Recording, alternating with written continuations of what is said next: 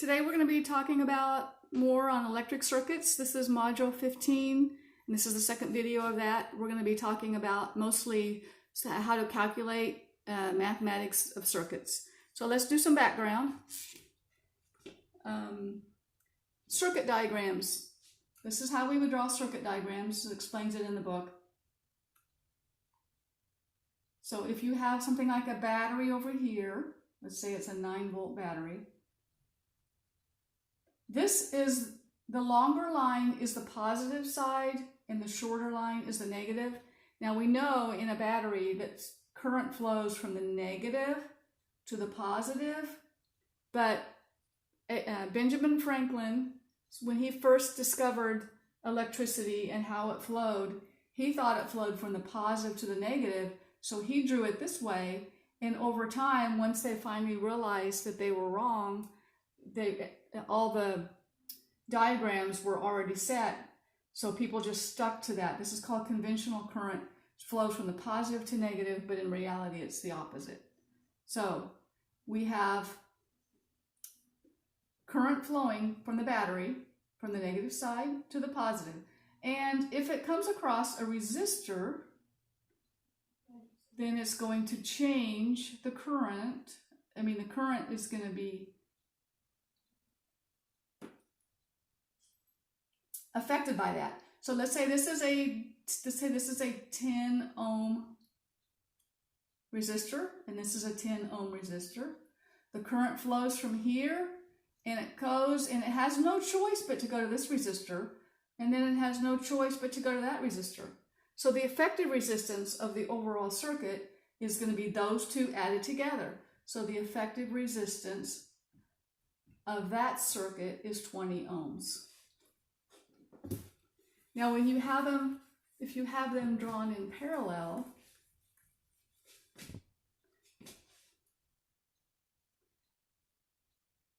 it might be something like this,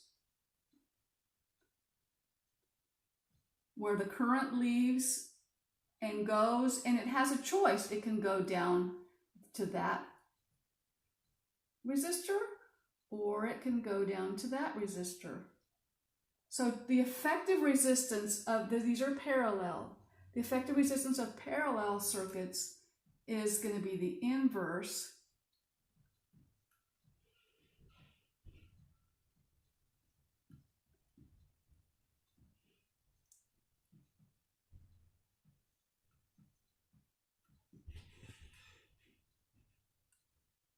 Okay, but that's not your final answer.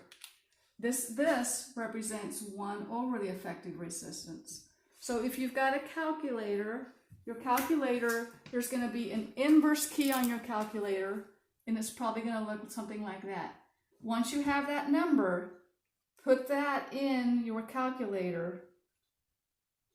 So this is actually going to be 1 over the effective resistance is 0.2. So the inverse of that, or 1 over that, is going to be 5. So that's the effective resistance of that circuit in parallel. When you have parallel circuits, you're never going to have, it's always going to be less than the total of all those added together. So we're going to do some problems like that here. So look at your worksheet. The first problem, it says draw 2 resistors in series, a 5 and a 20. So that's just like I just did. So this is going to be in series, and then I'm going to calculate the effective resistance. So a 5 and a 20. So use the same idea. Doesn't matter where I draw them. They're just going to be, I could have driven it here or here. So 5 and 20. So the effective resistance is 25 ohms. Okay, number 2. Now we're going to draw you do the same thing, only you draw 3 of them in series. And you might put the third one over here, for example. So you would have a 15, a 21, and a 24. And the effective resistance of those, all in parallel, all in series, would just be all added together, which would be 60 ohm.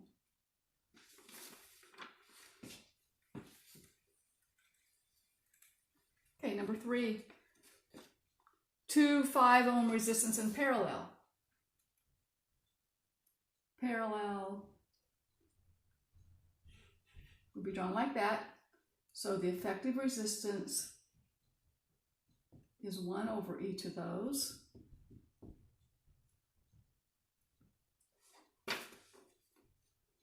So add those together and that equals 0.4. But that is 1 over the effective resistance. So use that number in your calculator, put in 1 over x, and you will get 2.5 ohms. So that's the hardest part about these problems, realizing when you have this answer, that's the inverse of the answer. You got to do the inverse of that.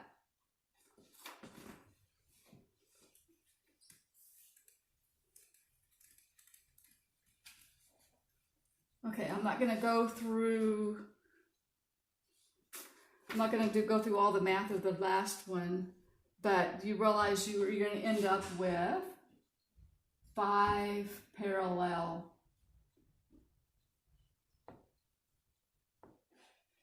resistors, and you're just going to do the inverse of each of all the 5 of those,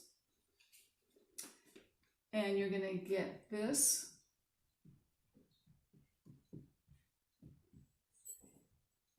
So you take the inverse of that, 7.84 ohms. Okay, now let's do a problem where we're mixing them. We're mixing parallel and series.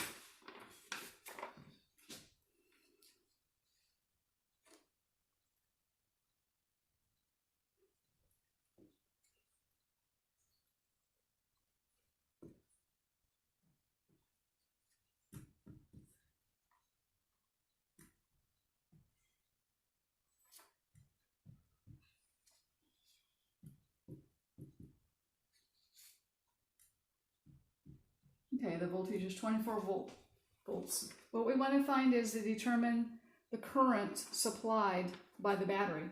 Current is represented by I. We know Ohm's law. We want to solve for that. In order to solve for current, we need to find resistance. So we're going to find the effective resistance. So we can see from this diagram, we've got a mixture of series and parallel. So over here, these two are in series.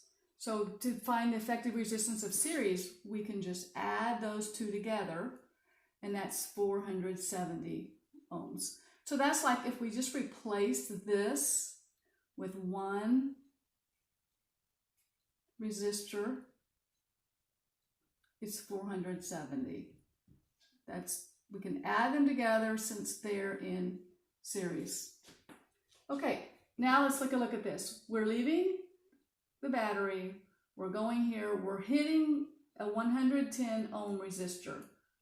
That is going to be in series with these, but these two now are going to be in parallel, because when the current gets here, it can either go down there or down there. So we want to figure out the effective resistance of these two in parallel.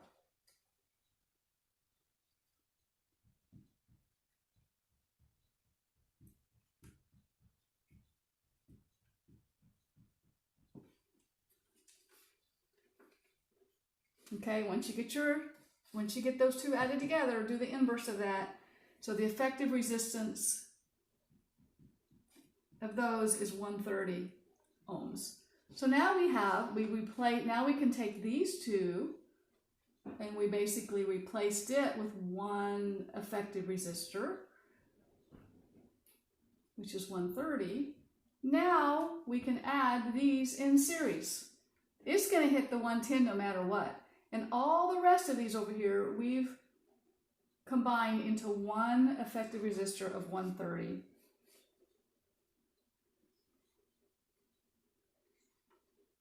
Now I'm going to add those two together, 130 plus 110. So the resistance of the whole thing is 240 ohms. So now I know my voltage is 24. My effective resistance is 240. I equals 24 divided by 240. That is 0.1 amp.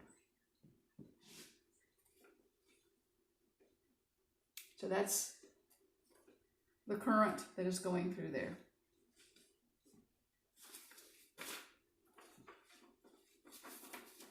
Okay, turn it over and we'll do number 6. Number 6 is a little bit easier actually.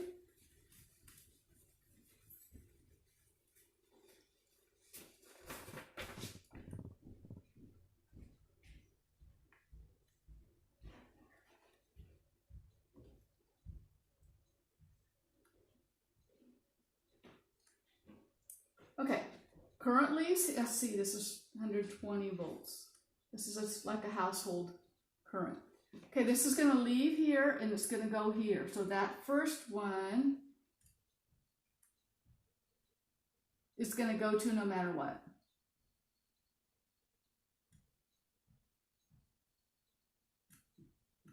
Okay, once it gets past this, it has a choice of going there. So these two we're going to make parallel. So we're going to have this this resistor. We're going to make an effective one of these two, and then we're going to add that one. Okay, so the only thing we have to do is figure out what the effective resistance of those are to make it a pretty easy problem. 1 over 25 plus 1 over 55.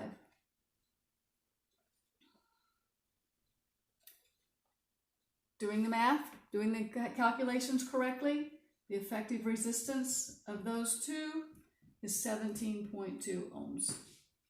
So I'm going to replace this with one resistor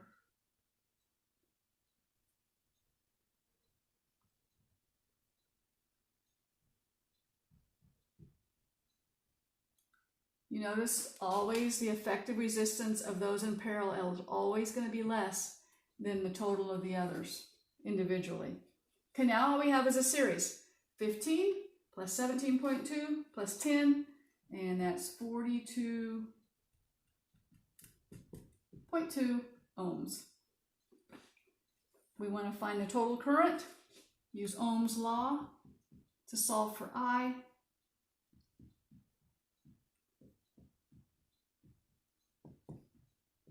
.84 amps. And that's your answer.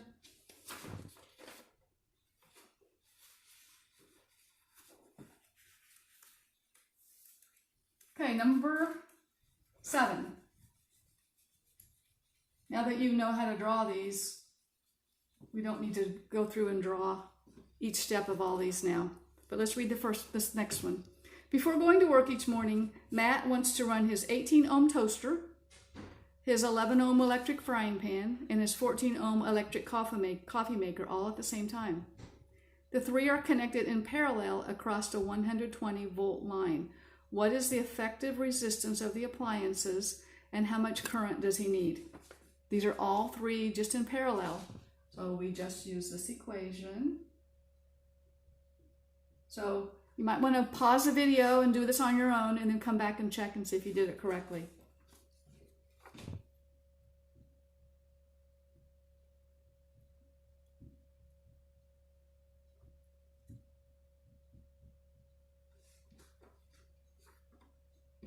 Okay, doing the math, the effective resistance, 4.6 ohms. If you didn't get that, check to make sure you actually did the inverse. Once you got the answer to that, make sure you did your inverse. So that is the effective resistance. How much current does he need? Well, we know the voltage is 120. So Ohm's law again. 120 volts, 4.6 ohms. 26 amps is what he needs. That's how much current he needs. So knowing that, I want you guys to read problem 8 and figure out whether he could run those appliances all at the same time or not. So, okay, that's the end.